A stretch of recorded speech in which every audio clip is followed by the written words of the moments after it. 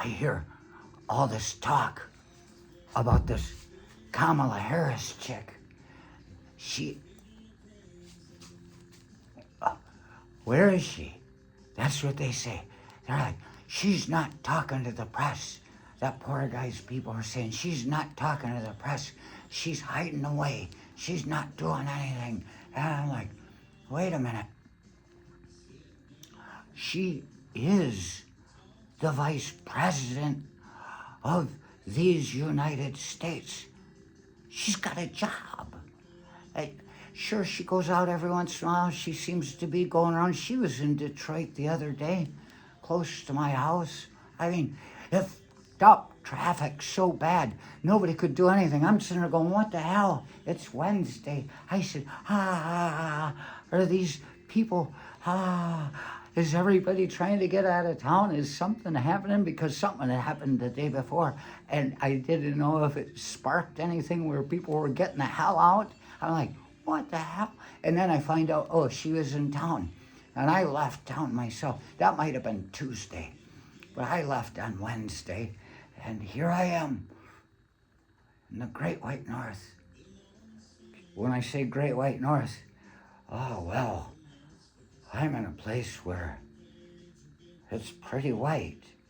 There are a lot of things that are said regularly. They're just like, and I dress like this, and they say, you're okay, Judas, Archie. And I'm like, I don't know. I don't really like the way you said that. Because I've been out.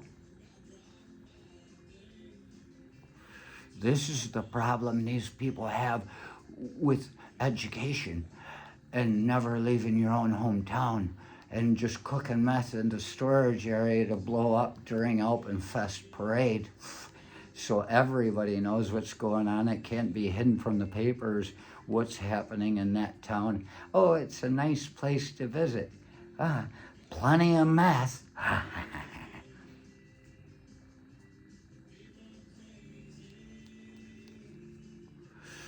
So she's going out and doing these things, but she doesn't have time to sit on TV all the time. That's the way I figure. She's got a job to do. She goes out and does what she's doing because she's campaigning now. And I'm not sticking up for her at all. I'm just seeing it the way it is. She left Sleepy Joe back at the White House. He's still working. You know, he's got more time to rest and do his job now that he doesn't have to go out on the road. And so she's doing what she's supposed to do to campaign and leaving the boss at home to do the work that needs to be done. I mean, why do you see so much infrastructure shit going on now? In the good old days, I was taught in a poli-sci class, see, you go out in the world and you meet people and you know that it's not all bottom of the barrel. Even the military isn't enough because it's bottom. When I got to the military, it was a smart new military. All the smart kids in my class were joining the military too. I was like, wow, what are we gonna get here? And I was with rednecks and everybody else. I was like, this is bottom of the barrel. What did I get myself into? And it was just, there's a lot of racism going on there. The military's better about it than the open world, but that's only 1% of these United States. 99% of the people, they're still assholes that haven't seen anything to be an asshole about. Outside of commercials on TV, they're like, why are they there? They're not around us. I don't want to see that. I'm like, well, there is a great big world out there. But you go out, you get educated a little bit, and you find out that if you give everybody an opportunity to get educated in a little bit of culture, not just nuclear shit, you get out there, you find out, you give people a chance. They don't have to be assholes all the time either. It makes for a better place. I'd done the thing about the Black Panther Fist of Power the other day, and I said, look at that. I used to like that. They took it away from me once that poor guy started going, and Josh Hawley, doom, doom, doom, doom, doom, doom, doom, doom, doom. You know, I said, you know, that was unity this fist represented, all the fingers in one hand, the power that comes with that. But with that poor guy, when he goes, it's the same reason you're taught to salute. Same reason Hitler made people do that. See you. You can see if somebody's coming up at you with something they're going to stick you with. This guy, you don't know what's in his hand. He's got a secret in there, and he's going to fuck you with it. And as little as they say as pecker is, it might be that. Open a finger or two, and you might see something ugly in there. And then you're going to have to raise his kid and get your hair pulled out by him.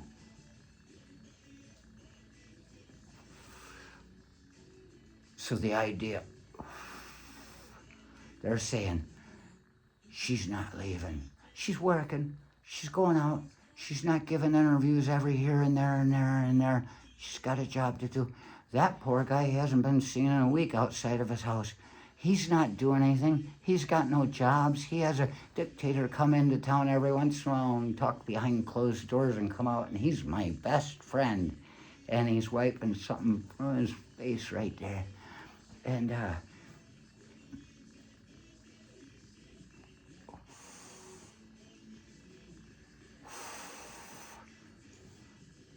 so I guess that was the idea.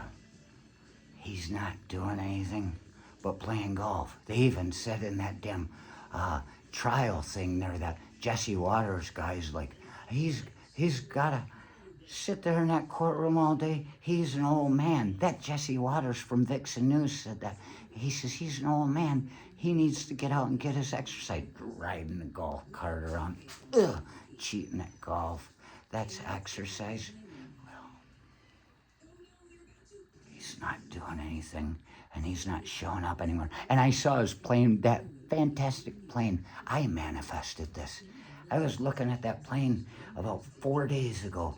That stupid Trump plane. Demon just got its wings. It had to land in Billings, Montana, which is funny. I think it's funny. I stopped there once, and I got the fuck out of there before dark. I said, this place is a shithole. Perfect place for him. People love him there.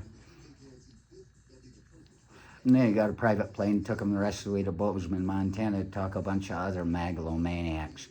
I mean, he's not doing anything himself, and he doesn't even have a job. What did he do? He got a kid interviewing him at his house during the past week that gave him a car. That kid that smells rapists' seats.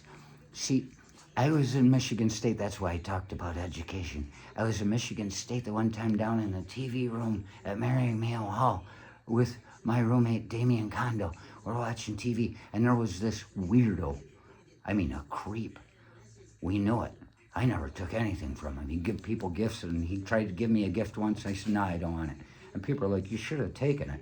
I'm like, why? So he'll think I owe him something? I'm going to be his friend? I said, let him hang around you guys. I don't want him around. I don't want him to think that I owe him something.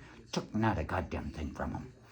And then next thing you know, we're sitting there, and that guy Paul, that Damien and Kondo and I are sitting there watching TV, and a girl is sitting on the couch over there, and this Paul guy is just sitting there.